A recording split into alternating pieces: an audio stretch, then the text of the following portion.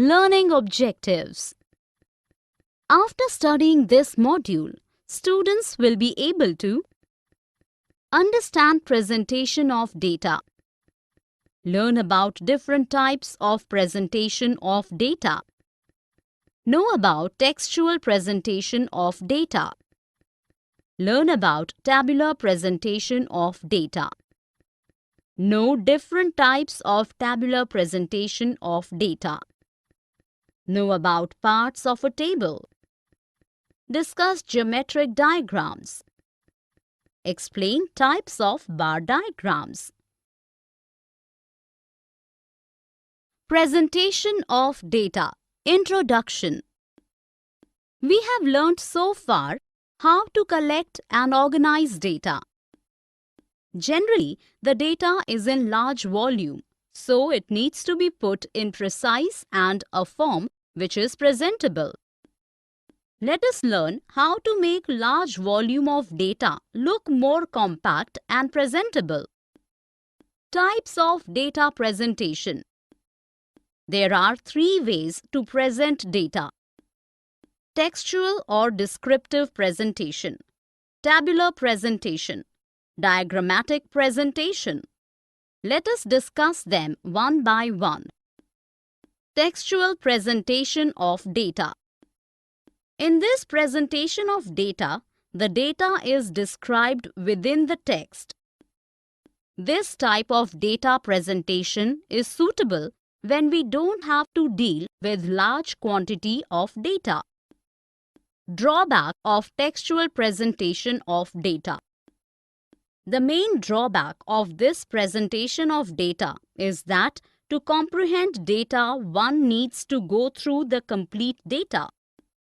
But this method helps users to emphasize on certain points of presentation. Tabular presentation of data. In this method, the data is presented in the form of rows and columns. This method organizes data for further statistical analysis and decision making. In the tabulation of data, the four types of classification of data can be done. Qualitative classification. When the data is classified as per the attributes like social status of a person, nationality, gender, etc., it is called as qualitative classification. Quantitative classification.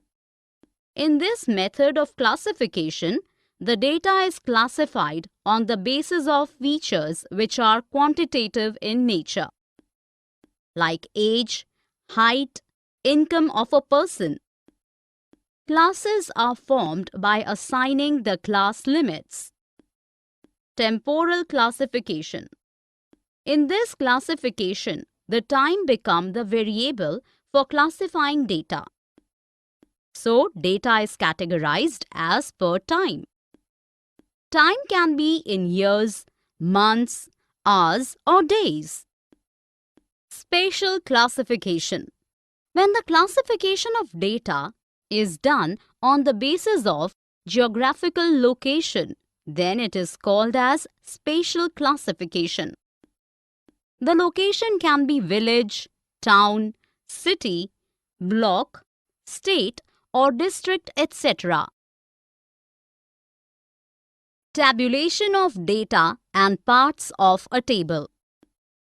Before making a table, it is important to learn the important part of the table. The simplest way to represent data through table is to represent data in row and columns. A good table should have the following parts: table number, title, captions, row headings, body of table, source. Table number. Table number helps to distinguish between the tables. It is used for the identification of the table. A table number can be given on the top or at the beginning of the table. Title. The title of a table tells what a table contains. A title should be clear, brief, and carefully framed so that the correct interpretations are made from the table. Captions. In a table, at the top of each column, a column heading is given that defines the figures of the column. Row headings. These are also called as stubs. This is the heading of a row. The designations of the rows are also called stubs or stub items. Body of table.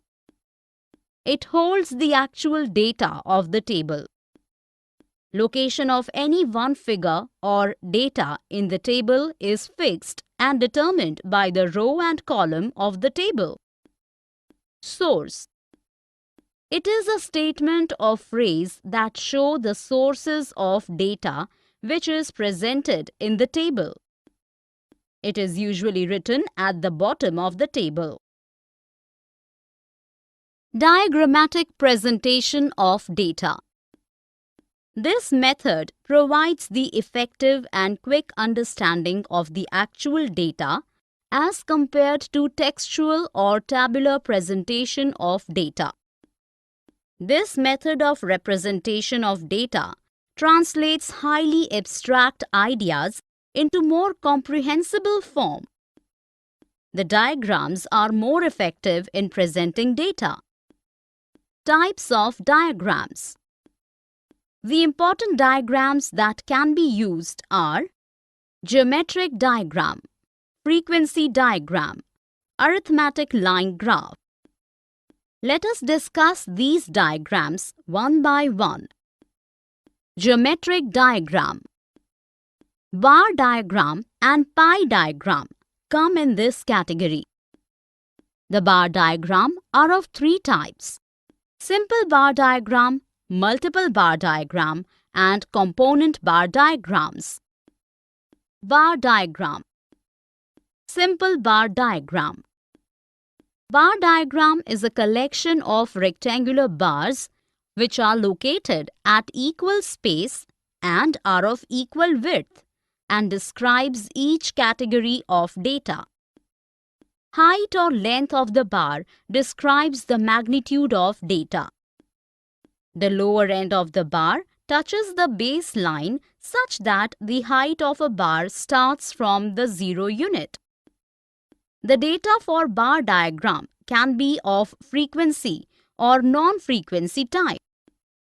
In non-frequency type data, a particular feature like production, yield, population, etc. at various points of time or of different states are depicted through corresponding bars of the respective heights according to the values to construct the diagram.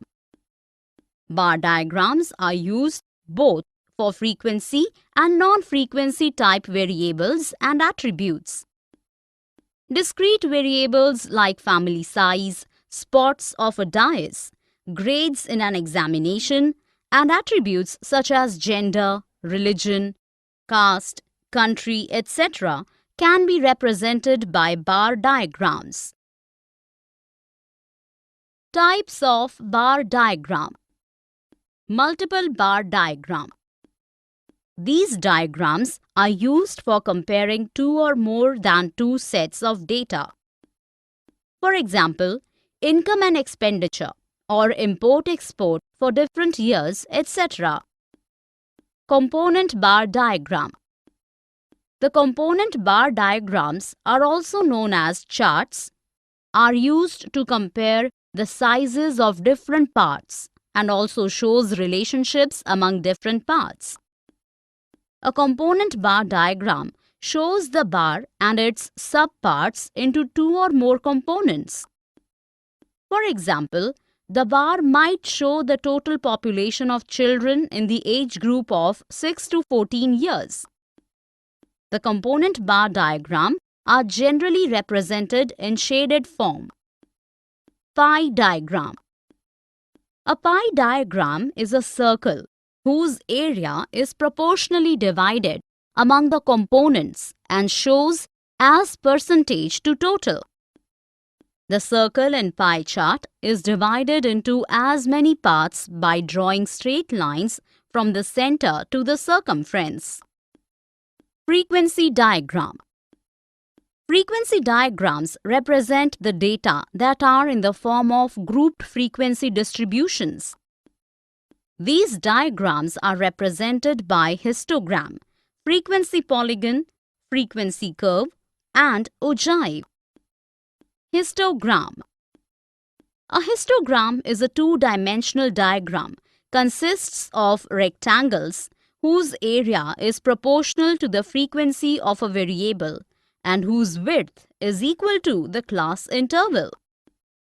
The difference between the bar diagram and histogram are that the spacing and the width or the area of bars are arbitrary. A single vertical line could have served the same purpose as a bar of same width. Moreover, in histogram, no space is left between two rectangles, but in a bar diagram, some space must be left between consecutive bars. Bar diagram can be drawn for discrete and continuous variables, whereas the histogram can be drawn only for continuous variables.